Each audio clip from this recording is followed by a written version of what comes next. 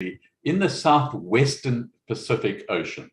It consists, as you can see in the map, of two mainland masses. Okay, the North Island you can see, and the South Island. Okay, and there are over 700 smaller islands.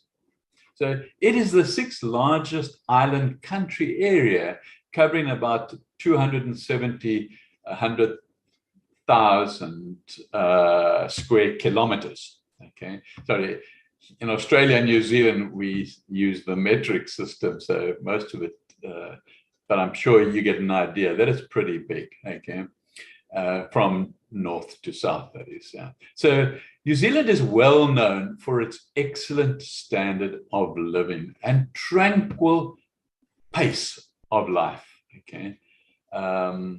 And New Zealanders are recognized for their strong dedication to their jobs, sure, but they also place a high emphasis on maintaining a good work-life balance, okay?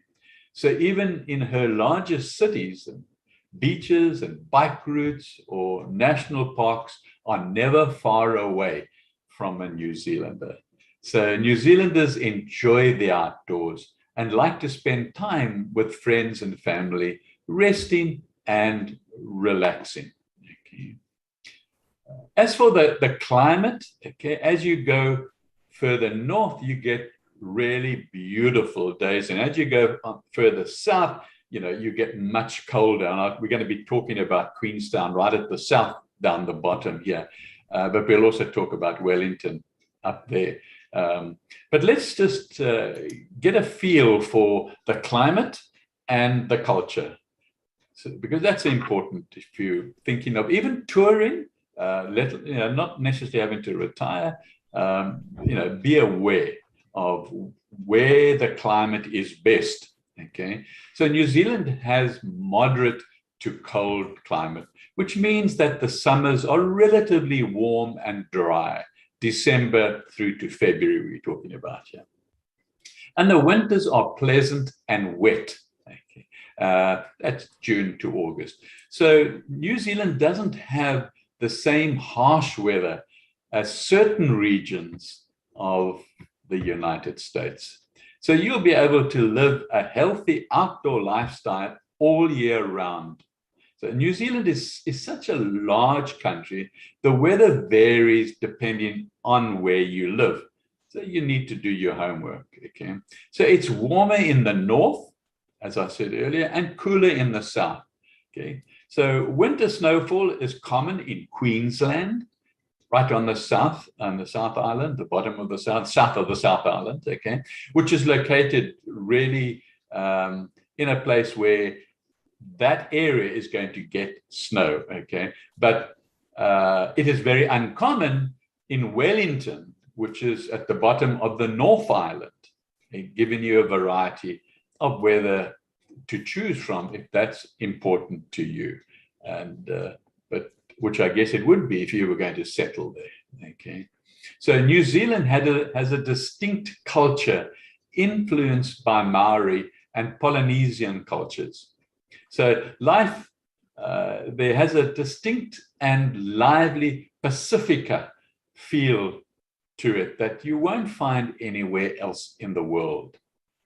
So New Zealand truly welcomes everyone as a multicultural country and has done so through years of migration. So you will find many UK citizens, Asian people who have mixed or migrated, mixing with the local Maori people. Okay.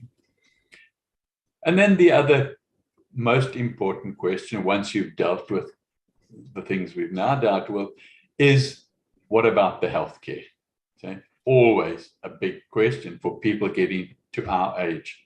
So New Zealand's healthcare system is a world-class universal public system that is widely regarded as the greatest in the world.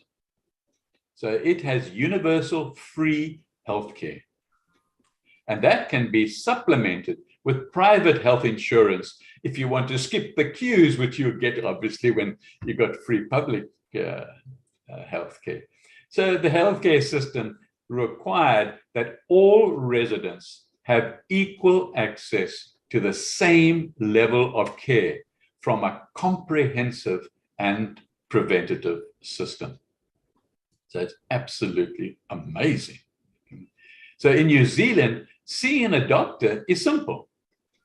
If you have a 2-year or longer retirement visa, or are a permanent resident, you will have access to free or at the very least low-cost public health care. So medical insurance for private health care is also available, while many New Zealanders don't get it, as they see it as not needed, because their public is so. But as a visitor with a visa, then you must just adhere to those conditions. Talking about visas as well, there are 2 visa options available for individuals considering retiring in New Zealand. These are the parent resident retirement and temporary retirement visitor visas. So to be eligible for the first visa, you must be at least 66 years old and have a 2-year investment in New Zealand dollars of 750,000. That's roughly probably about 575 American dollars, in New Zealand. So you'll also need to show that you have an annual income of at least, let's just talk American dollars, of about $42,000. And the visa is valid for 2 years. However, it can be renewed.